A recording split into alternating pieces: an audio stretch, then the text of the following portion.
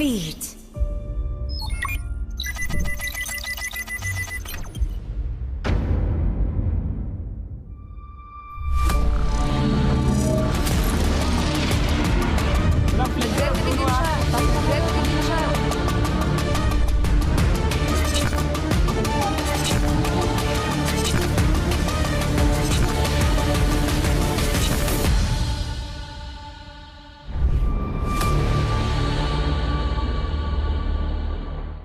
This time around, we are at another new episode of Unity League Philippines. Hans Galeria kasama ko dito. Walang iba kundi si Kimberly Mas.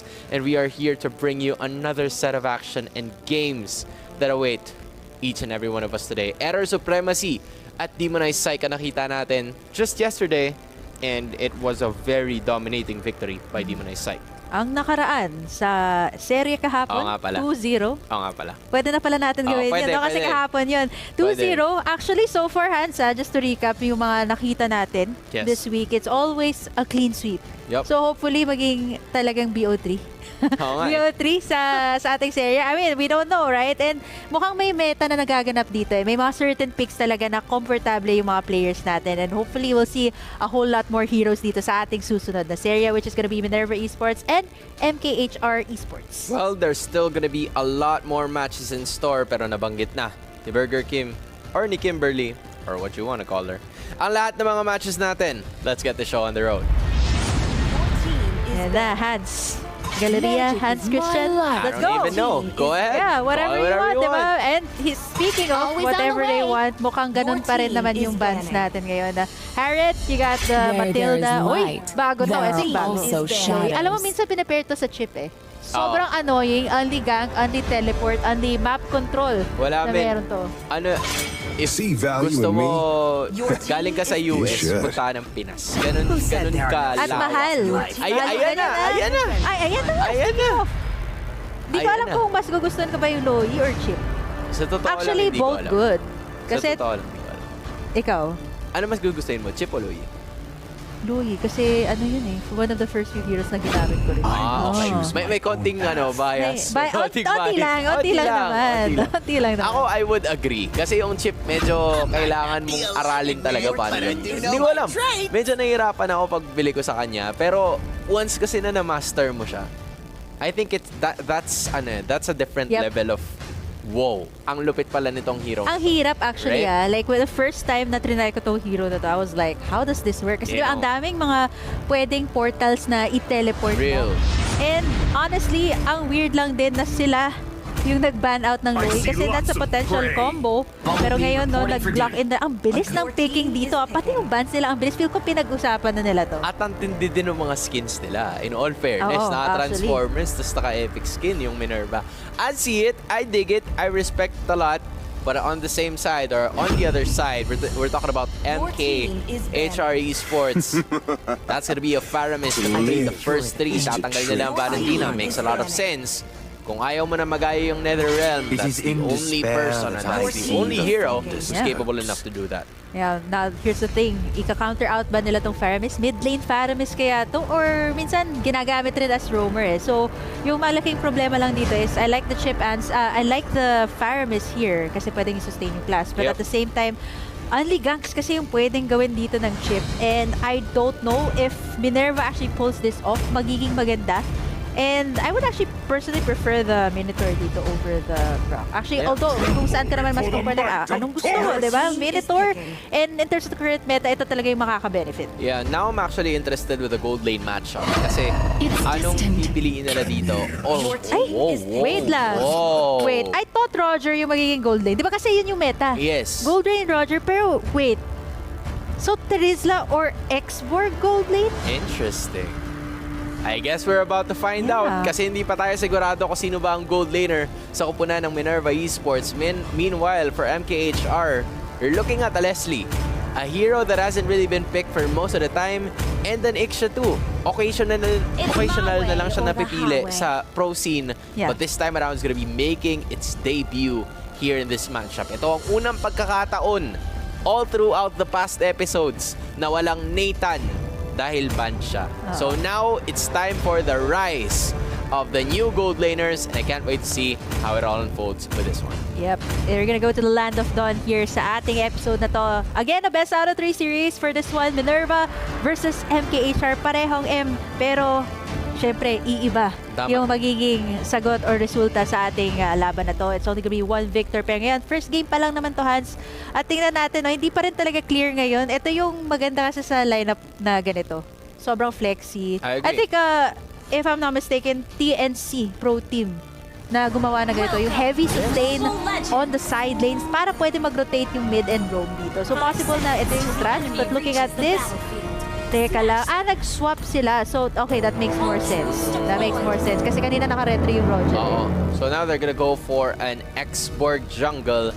It's Louis, Lex, Soren, Nozia, Jello, and Karasu to compose the Minerva Esports lineup. Meanwhile, it's Azken, Alex, Ken, Blue, and Murray. Para naman pang kumpleto sa MKHR Esports. It's another best of 3 series. We haven't had a series so far na nagpunta ng all 3 games. Will this be a different scenario? Wow. Ang tindi dito ng folks na ni Soren na Nosia. Like na kalahati na niya dito yung buhay ni Murray. And at the same time, parang ito talaga yung benefit pag Roger kay. Like and pounce, the basic attacks, this is not so much damage. Kumbaga, level 1, kahit level 1 ka pa lang, okay lang pwede ka nang pumalag eh.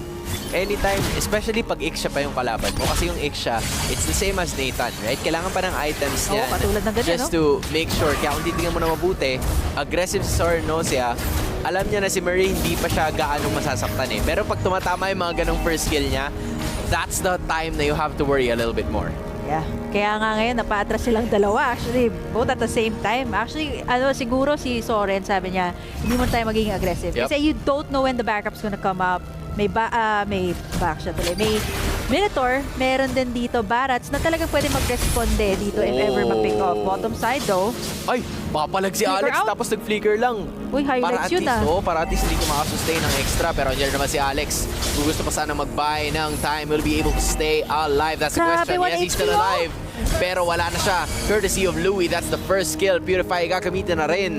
And Minerva gets the first blood out of that fight. Yeah, I was trying to avoid yung mga skills dito ni Jello and at the same time ni Karasu. Pero ang ganda nun na nag-flicker out siya. Nakabay ng onting time pero ultimately gets taken down by Louis. Sabi niya, napakakulit mo Rekta na dito rin sa Turtle and that gave so much space para sa side ng Minerva. And now, first Turtle. Kakalabas pa lang, 2 minutes in, just 1 kill. Asken showing himself now. Karasu and Louis joining forces, pero nakain yata siya ngayon.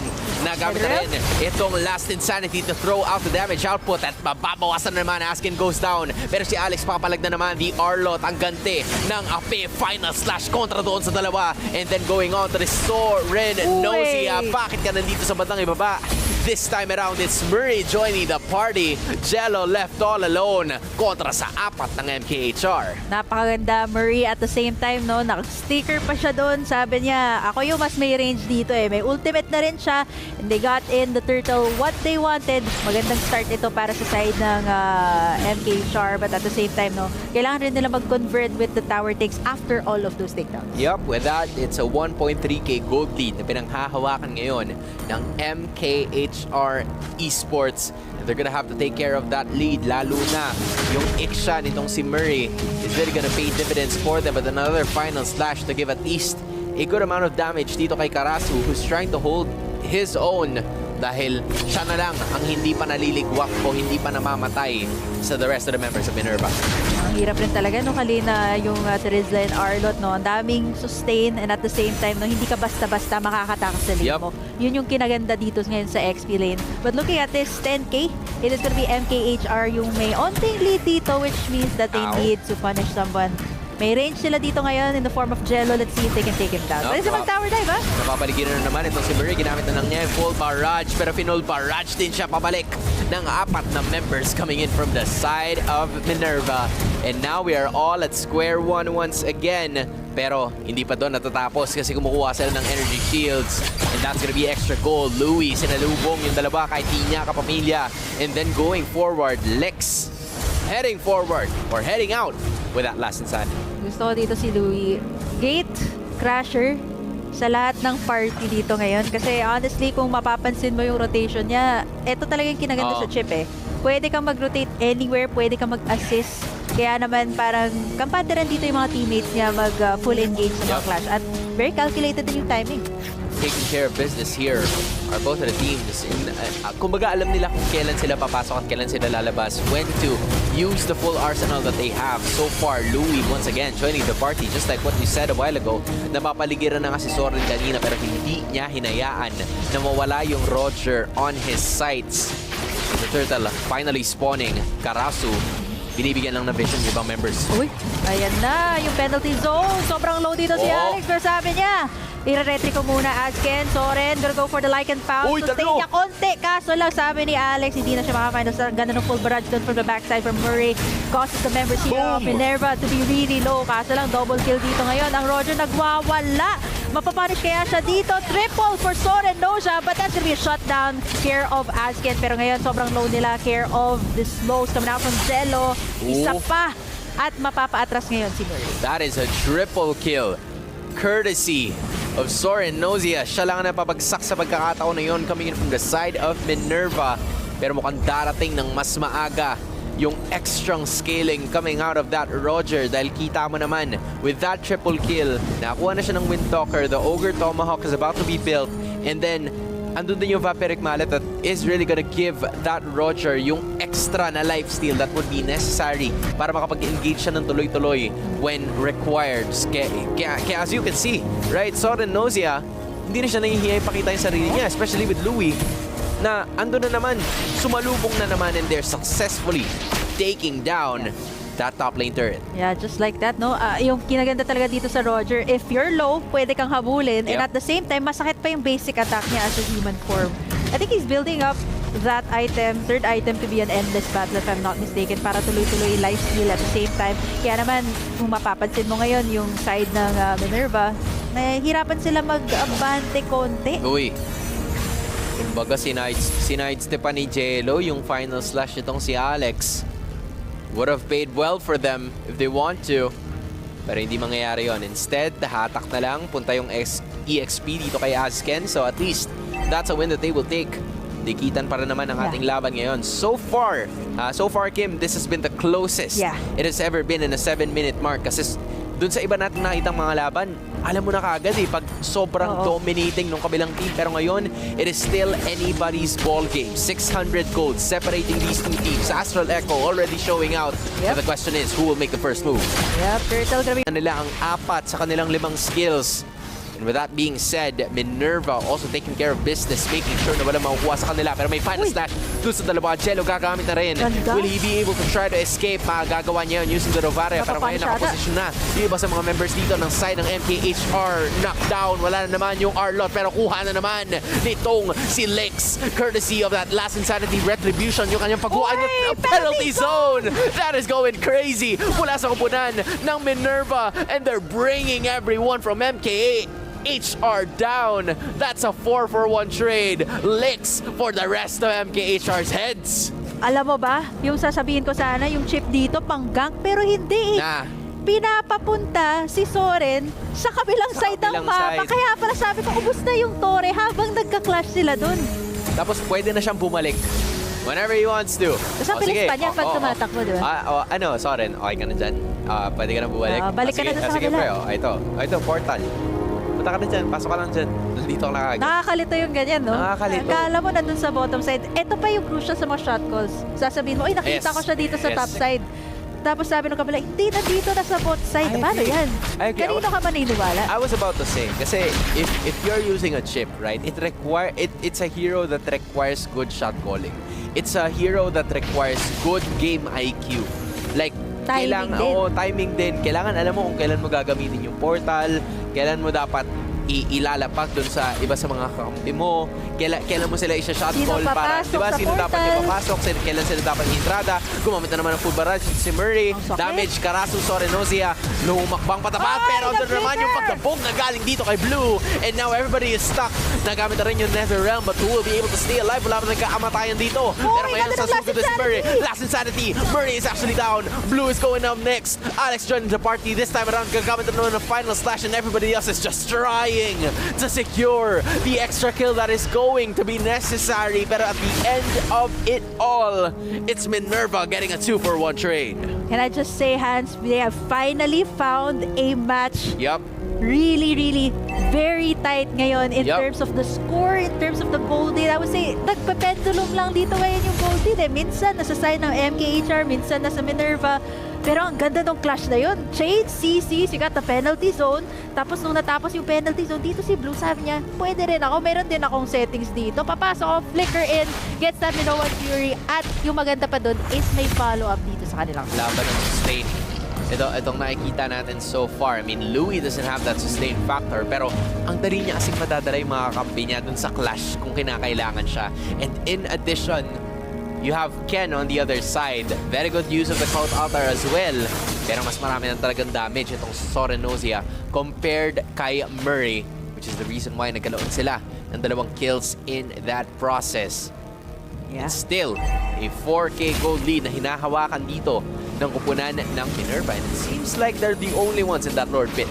Yep, hindi na yata. I think they're trying to, but at the same time na yung wave management kasi dito sa side ng Minerva, it's just way too good. Kasi kung mapapansin mo, kung hindi naglo-lord, nagpo-push lang dito si Sorenozia, which ngayon lang din napansin ng side ng MKHR na, ay oo nga pala, yung mga sides natin, no, busy tayo mag-clash, busy tayo mag-setup, we totally forgot about our sides na ngayon sobrang wide open para sa side ng Minerva to take in, and this is really good. Isa na lang yung second tier na tira sa kanila, and possibly makakuha na silang inhibitor dito. This is the disadvantage pag meron ka nung composition na ang requirement is kailangan magkakasama kayo. Murray thrives in team fights. Yeah. Pero ngayon, penalty zone para doon sa 4 na gamit na rin yung Nether Realm. And there comes the full barrage para dito sa 4 ng mga miyembro. May nakap na naman para kay Karasu. Pero walang mawawala dyan. Meanwhile, si Blue humahakbang yung Baka. Baka naman. Pero makakatakas pa rin siya sa pagkakataon na yun. And it's still gonna be a 4v5 situation. Wala pa naman bangga in Lord. So they might just still be able to defend it or not.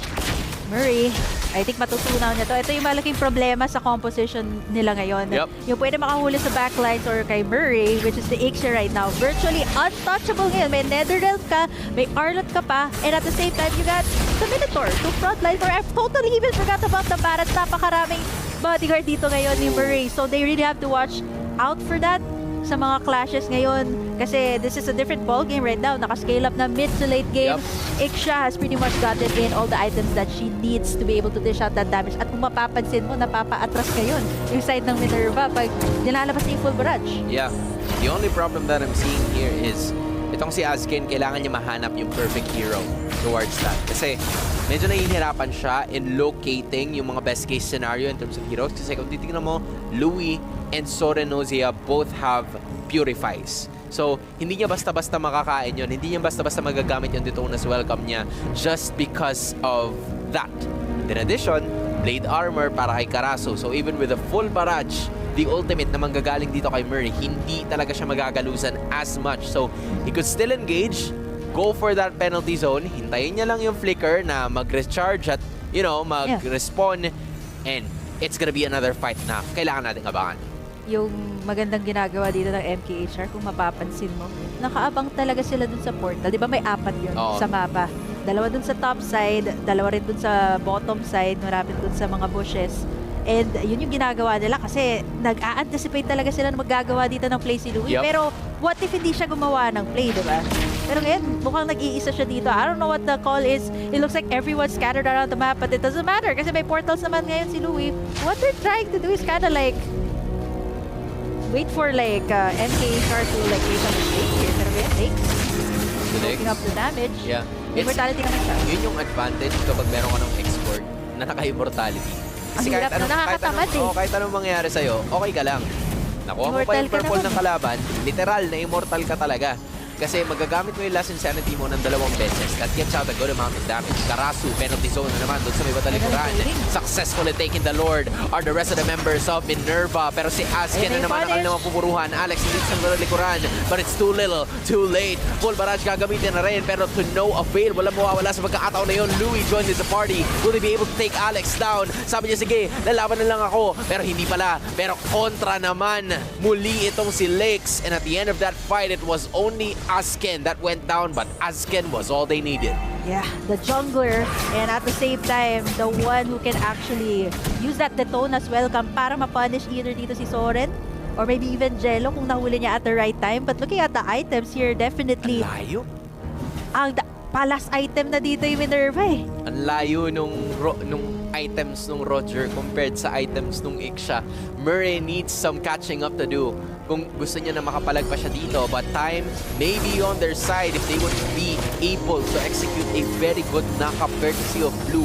Na kay Blue ang bola, pero yung bola din ang binigay sa kanya. Kumbaga ipinasa right away. Kaya naman mag-spawn ka mabalik. He will try to get a little bit more of that final slash na naman ang gagamitin.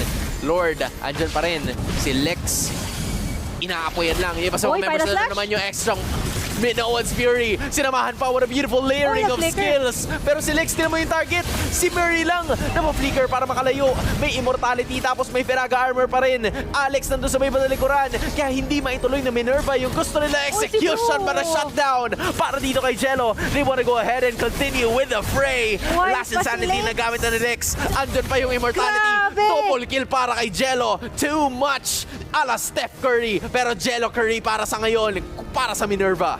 Wow! My goodness, Minerva! Dalawang nawala. Wala silang casualties at all. And I'm surprised na Lakes, hanggang ngayon, yun nga sinasabi natin, with the immortality, you can just keep diving. You can just keep doing all these crazy plays.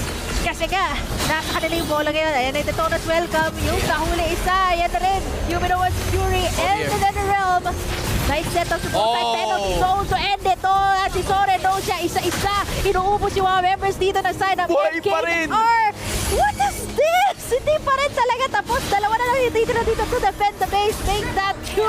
Triple for Soren. Wait a minute. Can they end this one? May shutdown na nagaganap dito ngayon at mapapaatras na ang Minerva. When we thought it was the end, they are still in the game. Sa wakas, natanggal din yung immortality ni Lex. Ilang minuto yun? I don't even know. 16 minutes na ngayon, diba? I think he's had it since 10 minutes, so 6 whole minutes. Gusto ko na sabihin hindi kami nag-pause. Pero feel ko kailangan din namin. Ay, oo. Akala ko yun na yun. Akala namin yun na yun eh. Diba? Akala natin yun na yun. Pero hindi. Perfect timing for Murray to just be alive at the right moment. And in addition, yung ginawang sacrifice din ni Alex using the R-Dot was what kept them alive in this game. I mean, yung final slash na yun, it would go well or go really bad para sa side ng MKHR Esports. Pero dahil doon, nanatili silang buhay and they were able to make sure na may patutunguhan pa tong laban na to. Murray just needs the items. Kasi nakita natin yung positioning niya. Ganda ng pwesto niya lagi. May flicker pa siya, di ba? May flicker siya lagi eh. Kumbaga tinitipid niya yun kapag kailangan niya na talagang gumamit ng flicker, tsaka lang siya gagamit. Oo, yung full barrage niya kanina na pwede talaga pang highlights. Actually, yung kinaganda dito sa side ng MKHR is, ayun na, onte-onte nagbi-build up yung damage and sobrang punishable kasi dito yung Minerva. Because nakita mo naman yung aggressiveness nila. At the same time, no, meron silang mga portals in and out of the clashes. But ngayon, I'm actually surprised that sobrang hinahype ko na. Kasi kala ko magla-lock in on the base. Kasi possible. But that full barrage stopped it. Oo, nandun na eh. On the way na. May minions pa. May minions pa. Pero dahil sa full barrage ga, itong si Murray, ano kasi yun eh, naka-auto-lock sa lahat yun eh. Oo. Kumbaga, basta pagkalaban Pag nasa linya ka niya. Pag nasa linya ka, kumbaga nasa arc ka niya, alam mo na, tatamaan ka talaga nun. And no blade armor is gonna save you once na naka-full build na yung Iksha nitong si Murray. Pero, the elephant in the room is yung turrets ng Minerva, pwede pa next game. Oo, yung actually. Turrets ng MKHR, kailangan ng palitan talaga for the next game. Kasi, pero yung ano lang is yung top side, konti na lang, 1 HP na lang. May isang chepi na lang yan eh. One hit na lang yan eh. Isa na lang eh. Pero wala. Ganun talaga. Minsan, kulang. Minsan, yung tore ng MKHR. Sobra-sobra pa yung damage output. But I guess we're gonna go back in the game right now. Kumbaga, timeout muna. Naka-timeout si Louie. Naka-timeout. Sorenosi at saka si Karasu. And actually, tatlo din para sa kabila. Pati na rin tayo dalawa. Nakahinga na rin tayo ng konti. Hindi pwede. Hindi pa pwede kasi hindi pa tapos. Hindi pa tapos yung laban. Hindi pa tapos eh. Eto, hindi magpapahinga. Hindi na naman sila magpapahinga kasi buhay na yung Lord. Buhay na rin silang lahat. So, I can safely assume nahanap sila ng pwesto towards that Lord Day. Ang ganda rin kasi ng wave management dito ng Minerva, no? Yeah. Napagalaw nila yung mga minions para naman kailangan may umuwi para i-clear. Yeah, it's that and it's a mix of I don't think they need to wave management. Kasi wala nang inhibitor eh. So, super minions na talaga yan all throughout. Like, okay na sila. Kahit anong gawin nila, sige, mamaya na lang. Isabay natin dun sa Lord. Now, it's MKHR Esports na parang damage control. Diba? Hanggat maaari, huwag niyong papalapitin yung minions. That's number 1. And number 2, stay alive bago yung Lord. Meron naman silang Faramis dito for that Netherrealm. Kaso lang, yung mga pokes dito ni Jello, no? Ang sakit talaga. Yung isang skill lang yan, Ngayon, yung malaking tanong is, masusustain ba nila si Murray? Kasi kung hindi na-sustain si Murray dito, it's gonna be over. Sustain lang yung meron sila ngayon. And heavy frontline is what they need. And the super minions are pushing in hands. Tingnan natin kung makakain nila Astral Echo as we submit in penalty zone. Pero then in Netherrealm, a bit too early. Murray with the full barrage. Pero from the backside, siya yung target dito ni Lakes. They're locking in the base. Kalahati na ngayon yung buhay. Mga minions, they're locking it in. And finally, they're gonna be ending it in one of the longest battles that we've seen here in Unity League Philippines. That was an incredible showing mula sa parehas na teams. Pero minsan, kailangan nyong alalahanin na hindi ang hero ang kalaban nyo, hindi ang base. That is exactly what Minerva Esports did, getting game 1 of what could be a very interesting best of 3 series. Yeah. Dahil ang ganda ng pinakita ng Minerva, Ruby joining the party. Sorenozia showing out as well, but I feel like Jello is that guy who just continues to showcase damage from the smallest to the biggest of HPs. Yeah, Jello Curry nga as you dub him to be here. And yun talaga yung pinagkulang or yung difference ng mid lane dito. You got the Faramis to sustain, but the Novaria just has so much artillery here para mabawasan yung buhay ng front line dito. And at the same time, no, ang dami nag-a-argue na walang masyadong damage yung Novaria. But you've seen it in the last few seconds. Even yung full items na siya, tumatagos talaga yung damage kahit naka-Athenas ka dyan, raided. And na-nerf na pala yung mga defensive items. So all the more in the late game, it can really pierce through all of those armors. And especially with the point na tama naman sila eh. Walang damage yung Novaria. Sa early. Sa early. Alright? Baka hindi lang natapos, walang damage yung Novaria. Ellipses. Tatlong ellipses. Then, ellipses. yeah. Patapusin mo kasi. Papatapusin natin yan. And ganun nila ginawa. Tinapos nila tong laban na to sa tulong ng Novaria. Let's see if MKHR Esports would be able to turn this around and bring us to the very first Game 3, or will this be a different scenario? Malalaman natin yan sa pagbabalik ng Unity League Philippines.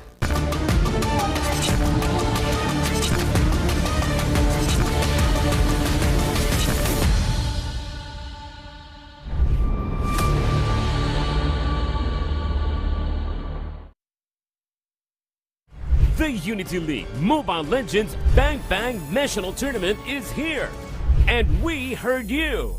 To accommodate more players, Unity League is now open to younger gamers.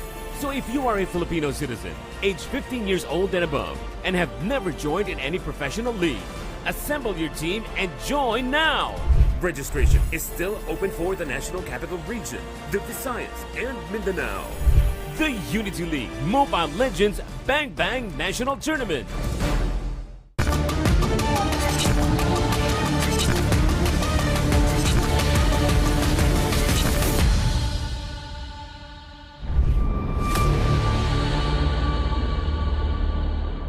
Oh, another thing. Gotcha. Nagbabalik ang Unity League Philippines. You are watching game number 2. You're about to watch game number 2 ng Minerva Esports, who got the game number 1 kontra sa MKHR Esports that are just waiting for a reverse sweep para makuha nila ang series victory. My name is Hans Galeria, together with Kimberly Mas, to bring you all of the action that our grassroots programs has to offer. Just like what we said a while ago, kuha na yung game 1. Will game 2 be different? Let's find out. Well, it's gonna be a best out of 3 series after all. At speaking of that, no, match point na pala ang Minerva Esports for this round. So if MKHR wanna extend this one, kailangan nila makuha tong round na to. At paano nga ba yun na nagpahirap sa kanila all throughout? I say all throughout from start up to finish. Yung mga portals na dito ni Chip, the Loy should also be considered kasi yun yung next viable option na pwedeng gawin dito ngayon ng Minerva. The party crasher, Chip, and I don't even know what to call the Harit, the dashing boy. Kasi wala eh, puro siya. Boy naman talaga. Leonin, di ba Leonin siya? Dashing Leonin. Yeah! Nagbabasa kasi ako ng lore. So sabi ko, yun pala yung tawag sa ano. Yeah, there you go. The Chip and Loy is not available. Sabi dito ngayon ng MKHR, kung wala kayong chip, wala rin kayong Loy. Hindi pwede. Hindi pwede isa. Dalawa bawal. Expressway, boss? Hindi pwede. Kailangan dito tayo lahat sa lupa. Kaya tinama yung Matilda, tinanggal din. Diba? Para walang any sort of fast travel. Well, Ling. That's the best one. Tama. Ling na lang. Na-beta rin naman ngayon. Tama. May point naman kung yun yung pipiliin nila. Pero ngayon, the ball is on MKHR's court. They only have 3 seconds. And they're gonna go with a trusty old Frederick that has been used, I don't even know ever since when.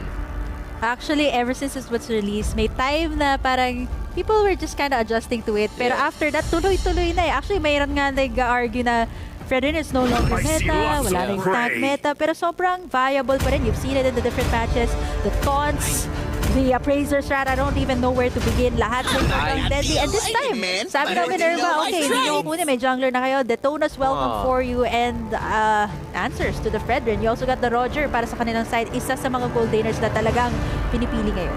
Di lang yan, ha? Sorenosia na naman ang gagamit niyan. And nakita natin siya kanina na nakakuha ng triple kill, which is the reason why nagkaroon ng maraming turrets destroyed ang kupunan ng Minerva. Uy, daw. May seminar daw na magaganap dito, sabi ni Alex and Ken. Sige. Kung may Roger, ni Sorenosia, kailangan rin namin agawin yung ibang picks nyo. Kami. Hindi pwede na wala kaming something. And in addition, di ba, si Lex yung gumamit yan kanina, but now, it's probably gonna be Alex or pwede na lang kopyahin yan, but Louie is also gonna steal what Blue was using a while ago, and that's actually a pretty good pick kasi kung mapapansin mo, Matilda, Chip, 2 heroes that are very good in setting up heroes and making sure na makakuha sila ng extra initiation is used by Louie at nagtanggal siya ng Diggy, so there's nothing stopping that guy now. Yep. Really good last ban dito para sa side ng Minerva, I was gonna say, because that's the only way to actually take it down. Plus, mahirapan din dito si Sorenosia pag binabato mo ng mga bombs dito coming out from the Diggy. Final ban here, I think either the mid lane, somebody to go up against the Novaria, and they actually take away the Faramis na yun nga, it makes sense kasi dive composition dito yung side ng Minerva at wala na yung sustain, not unless they wanna go for mid lane Valentina. I say that's still pretty good right now. Hindi siya nakaban ngayon. That's a situation that they could explore, or that's an option that they could explore. But something that we would also usually see is a Vexana. For the ngayon ay gagamitin ni Jella. That's a pretty good hero. Especially pag tumatama yung first skill niyan. Kasi it's like an extra terrify. Na parang limited yung magiging galaw nila kahit anong mangyari. So with that being said, there's the Novaria. Meron sila nung X-Borg and nung Fredrin for at least early game damage. Pero how will they bank on the Mars? Kasi pakiramdam ko yun yung importante. They're gonna have a drop in. Of course. Why did I even ask? It's open anyway. Why do they need to change it? It worked. Pero ngayon yung nakakatakot dito ngayon for the Novaria. And the Nathan is that Benedetta for the backline. I like that last pick, surprise. And honestly, pwedeng mag-tower dive, petrify, I like to final blow. So many things you can do with the Benedetta. Yeah, I mean, nakita natin kanina si Karasu na ginamit yung Terizla. Like, his way of using it is so aggressive. Like, he doesn't care. Basta may penalty zone. Basta may penalty zone. Ano yun eh, anong tawag dito? May dalawang qualifications. 1, kailangan meron akong penalty zone. 2, kailangan may flicker ako. Pag meron yun, asahan mo na. Once na nakita niya nagkukumpulan kayo, go. It's go time. Ito titignan ko, okay. Number 1, meron akong petrify. Number 2, meron akong electro final blow. Okay na. Pasok na lahat. Oo. Ando na lahat. Tsaka, I think mas maikli yung cooldown time ng Petrify kesa sa Flicker. Flicker. 115 seconds, if I'm not mistaken. 113, something like that. So medyo matagal yun. A minute over yung Flicker. So Petrify, there's all the more ways to go for Karasu. At ngayon, ito yung nakakainis na Grok. So annoying in the early game. Pretty much like a Matilda na talagang hindi ka iiwanan pag nagpa-farm ka. Nandyan lang siya. I mean, hindi niya agawin. Tatry niya agawin, pero you won't be able to farm safely. Sabi ni Blue, okay, wala na akong mapapala dito. I guess I'm just gonna go try to assist the rest of my teammates and take it down there. Betting on objectives. First minute to go. Still, not a lot of things happening. And this is exactly what you would expect out of this love position, di ba? Novaria and the Vexana, not a lot of damage, pero a significant amount of wave clear din ang pwede nating asahan. So, once na na-clear up yan, you would expect that those mid laners would go on the different parts of the map to try and get the first. Yeah, look at Karasu. Yan yung sinasabi natin, no? Available. Wala pa siyang Electro Final Go, so it's not yet go time. But yung napapansin ko rin sa playstyle niya, no, is ang laki ng advantage na binibigyan niya sa XP in the start. Speaking of that advantage, ayan na, Karasu. Without hesitation, goes in for an eye for an eye, petrifies, and takes down Alex. Sabi ni Karasu, ba't nandito pa kayo, guys? Mag-focus tayo sa ibang lane. Doon na kayo tumulong. Kaya ko dito. Wala ngang, may assist naman pala. Akala ko walang assist eh. May assist si Lex kasi ginamit niya nga pala yung Duranong Barat. So at some point in time, okay, sige, gana pa rin. Pero ngayon, si Soren Nosey ang pinapaligiran ng dalawa dito. Not gonna be enough to take him down though, but will be enough to put him at half health and bring him back to the base as the turtle is about to spawn in just 5 seconds. Pupwesto na rin ang ating parehas teams. Yung ginagawa dito ni Karasu sa top side, ang ganda. Early pick-offs onto the X-Borg. Siya rin yung makakaunang mag-level 4. So it means early assist on this turtle. Ang ganda ng pag-zone rin dito ng Benedetta. You can see how he has eyes on Azken here. And yung si EG Boy. Ayan na rin yung stomp coming in. Karasu once again, Petrify available. Just uses it on Azken. At ngayon wala ng jungler. Mukhang Minerva na naman yung makakakuha nito. Of course, with the assist of the entire team. Lake's gonna be able to pick it up without any sweat at all. You know, not only that, si Alex hindi pa nakakarating ng level 4 before that turtle take. So hindi mo talaga may i-expect na kahit in any way na makakapag-engage siya. Kasi hanggang ngayon, tingnan mo, hindi pa siya nakakarating ng Kaka-level 4 lang niya. Kaka-level 4 lang. Tapos mapapauwi pa siya ngayon. Oh man, you can't use that last insanity to your avail. And then in addition, magkakaroon naman ng extra fight dito. Si Blue, meron siyang wild charge. Yes, he does. Pero hinabol siya nitong si Soren Nozia. And that's gonna be the like and bounce for you. 3-0 in 3 minutes of gameplay in favor of Minerva. I think na wala nga siyang flicker dito, no? Yung like and pounce. Nako, mukhang siya na naman yung tinatarget dito. Murray, all alone. 4 members of the side of Minerva. Hingama pa si Easy Boy. 4 na sila ngayon. Papasok lang si Soren Nozia for the kill. And just like that, yan naman yung Minerva. Gold platings coming in for their side as well. So, sakit, bestie. 4 kills. Si Blue, yung bato iniisip niya kung bato pa rin siya kasi nanlalambot siya. So this moment, si Aske naman ang kanilang napagtripan. The Fredred's gonna go down. And energy shields have been costly para sa kupunan ng Minerva dahil nakukuha nila kung anong gusto nila. And they might just be able to bring down this bottom lane turret. And there's nothing that MKHR could do about it. Oh man, syempre alam dito ngayon ng Minerva, they're on a match point, and if they can end it as fast as possible, at kung mapapansin mo si Karasu, sobrang nako-contain niya si Alex sa kanyang lane. Talagang nakakapunta siya sa mid lane, nakakapunta siya sa bot, and Alex just has to stay on that lane. Advantage pa rin ngayon for Karasu, at kung mapapansin mo, parating walang firaga dito ngayon si Alex. Wala pa nga siyang immortality at this point, it's hard. Sobrang likot kasi. Sa totoo lang sobrang likot lang ni Karasu eh. Yun lang yun eh. Parang ang hirap kasi pag expert ka, di ba, kailangan andyan lang sa harap mo para hindi gumalaw. Pero pag bene kasi yung kalaban mo, parang ginaganyan. Okay, nandito pala siya. Okay, nandito pala siya. Parang ang hirap. Kasi, tapos habang gumaganyan ka, wala ka na palang pinaga. Wala talaga. Hindi mo na lang mamalayan, natatanggalan ka na ng armor. Na parang, ano nangyari? Bakit ganito? At hindi siya magiging aggressive. Yeah. And wala pa rin siyang immortality. And I don't think in this situation, immortality is not supposed to be your first choice. Kasi kailangan mo ng damage output para dun sa Benedetta. War Axe or maybe even the Bloodlust Axe na kadalasan binibuild first. Anything. But the immortality. Pangatlo mo na yung immortality. Kasi parang ang hirap eh. Parang magmimistulang punching bag dun sa Benedetta sa sobrang likod niyan. But, again, if we're gonna talk about it, they have Murray, Nathan, so far sa lahat ng napapanood natin ng mga matches, standing is 1-3. Yeah. Okay, 1 win and 3 losses. Ito yung pang-apat. So, hindi pa natin alam panglima yung to, panglima. Panglima na. Tama. Hindi na natin alam yung resulta pa, so it's still not over. Pero ngayon, 5. Wow, sobra-sobra na per minute yung kills dito ngayon ng Minerva. Ayun na. Second turtle actually spawning right now. Blue, Alex, and Asken waiting for the right time to strike. The question is, do they have the right amount of damage para makapalag? It's gonna be a reset. Sabi nila Lakes and Company, hanapin muna natin kaya kung saan nanggagaling or kung saan yung lungga ng kanilang mga magiging galaban. 5-on-5 situation. Taking their sweet time. May hila si Alex ngayon. Murray yung target na Petrify! Si Murray using the Petrify. Karaso na naman. Last Insanity. Ibabato na rin. And so far, no casualties. Pero naghihingalo na ang buhay. Hindi rin tatama yung wild charge. Instead, sila yata yung matatamaan. That is going to be Karaso getting the kill. Kontra dito kay Blue. And that is the one that they need. Blue's clues ang hanap nila. And the clue is exactly what they would get. And that is going to be a kill. And an extra one because Murray goes down as well. Yep, and this is what we were talking about from the start of the show, Hans.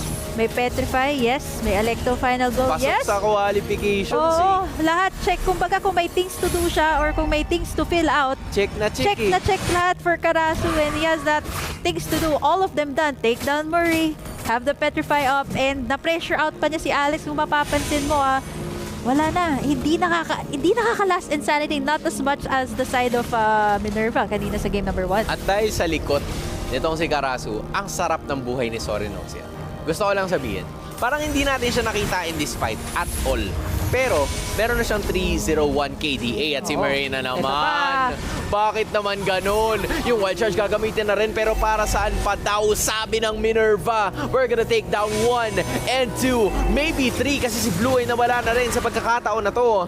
And that's a turret going down.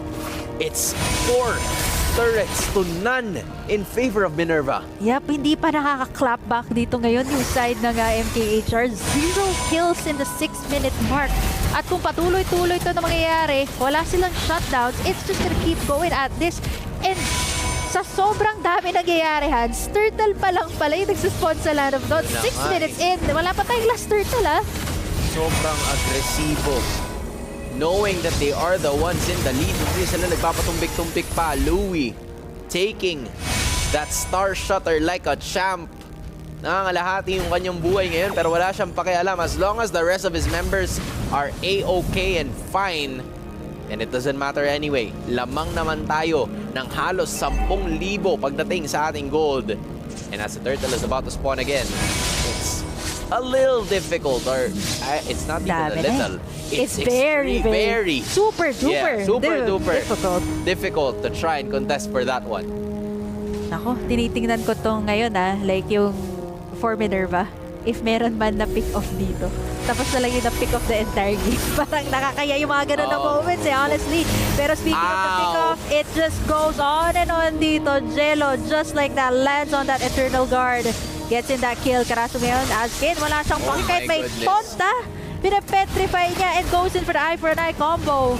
And it just keeps on going. Rampage after rampage. At wala pa rin talagang magagawa yung MKHR here. But to watch their turrets fall down one by one. Andito na rin yung Lord and I don't think they're gonna waste any time. Diretso na sila doon. Alam mo kung ano yung ikinadikit ng ating game number 1. It is how decisive, how serious Minerva has gotten into making sure that they will assert their dominance in game number 2. Dahil kita mo, hindi na nila kinuha yung pangatlong turtle. Hinintay na nila na magkaroon ng Lord. Tapos sige, laban na tayo kagad. 8 minutes pa lang. I wouldn't be surprised if that's gonna be, or if there's gonna be a turret na babagsak. An inhibitor that will go down. Dahil kita natin yung shot call na lang dito ng Minerva. Kung sino yung madeds, pangit. surprise pick din actually. So far, wala pa naman. Pero might be punishable sa base. Tingnan natin for Minerva if this is gonna be a clean or a perfect game para sa kanila. Yung ba, walang deaths, all of the kills. Rarely see this, and actually this might be a milestone once again dito para sa Unity League Philippines. Let's see, because the Lord marching in on the top side, at the same time gumagalaw na rin yung mga waves mid and bottom side. Karasu being so proactive here, and so far he has been the highlight of this show. 6 kills in total for the Benedetta. Murray, napagamit na ng kanyang ultimate para lang makaalis sa sitwasyon na yun. They're using the star shutters, everything they can para makadepensa. Unti-untiin nila yung mga inhibitors. That top lane is gonna go down. Middle madedepensahan pa. Pero meron pa next set of minions. Will they be able to do just the same? Bot lane is also secure. A lot of pokes are happening here from both of the teams. Tanaw rin. Iba sa mga members. Last Insanity magagamit. Petrify sa ng loob. Murray ang kanyang target. And Murray will be able to escape using that ultimate. Pero bawas. And that is gonna be the extra Petrify skill. And just like that, nawala ng parang bula ang MKHR. It's only Ken, the only person alive. Pero wala na siya magagawa pa as a sweep is about to happen. Minerva gets the win. It is going to be getting the W. Minerva says, not today. Clean sweep friends kami para sa pangatlong serye natin for Unity League Philippines. A perfect game actually. Let's take a look at the stats here. I believe walang deaths dito naganap para sa kanila side. Wow, okay. First perfect game that we've seen here at Unity League. So many milestones being made here. And at the same time, it just goes to show na ang galing talaga ng Minerva from start to finish. And this time, a little bit more towards the side of Karasu. Kasi siya yung star of the show from start to the finish. And mas well-rounded din kasi yung composition ng kupunan ng Minerva because they got a lot of the meta heroes and nabigyan nila si Karasu ng hero that is really perfect for his game. We see him playing very aggressive. We see him playing very, alam mo yun, highly mechanical player. That's what I would say about this guy. Na alam niya kung kailan siya mag-engage and at the same time, it gives his teammates more, like a comfortable spot. Diba? More space to just execute the plays whenever they want to. GGWP sa MKHR Esports, they've had a pretty good game number 1. But in this game number 2, it was a totally different story for them. Yeah, actually, I think for Minerva, they're like, okay, game number 1, medyo dikit yung laban. It was like a back and forth kind of situation. At ngayon, totally different ball game here coming into game number 2. At sabi ng Minerva, we're gonna finish it as fast as we can. Less than 10 minutes natapos yung laro natin ngayon. 9 minutes and 58 seconds. 2 seconds short from a 10-minute match. Ah, that's great. Yeah. That's insane. Record-breaking na naman. Yeah. You don't usually see games end in this time. Sobrang total snowball talaga eh. Like, I think after the 3 kills of Karasu, tuloy-tuloy na siya. I know. Tapos, yun pa, last pick, yung Benedetta, and we were kind of hyping it up na pwede niyang kunin yung backlines, tapos mahirapan din yung Expert, and it actually did happen. Yeah, Expert really had a hard time on this one. Like, sinubukan niya talaga to like try and sustain his very own lane, but the problem was there was nothing else to sustain. Kasi habang nagki-clear pa siya ng wave, si Karasu nandun na sa kabila. Tumutulong na sa ibang mga lanes. Ito yung secret kung wala kang Chip and Loyi. Yeah. Meron kang Karasu or at this point, Benedetta who's so mobile. Yeah. Even the passive kasi na malaking tulong para makaikot siya sa mapa. Gusto ko lang i-point out na check out the team fight participation. None at all for the side of MKHR, but it was still a good game, well played. A very tight first series, pero ngayon sa second na series, sabi ng Minerva, no, let's close it out with a sweep once again. They would have had a very good chance with Ken being or like joining the party kasi meron siya ng 40% ng hero damage, pero kulang kasi pag sa kanya lang nanggagaling eh. Especially when you have tanky heroes such as the Barats and the Minotaur na pwede lang mag-frontline eh. Nakita natin kanina si Louie, right? Just being the frontline. Kumbaga, willing ako maging well done kung ang mangyayari sa akin or kung hindi naman magiging well done yung mga kakampi ko, kung hindi sila matutosta sa damage output na meron itong MKHR Esports. And I honestly feel like it didn't even reach that point.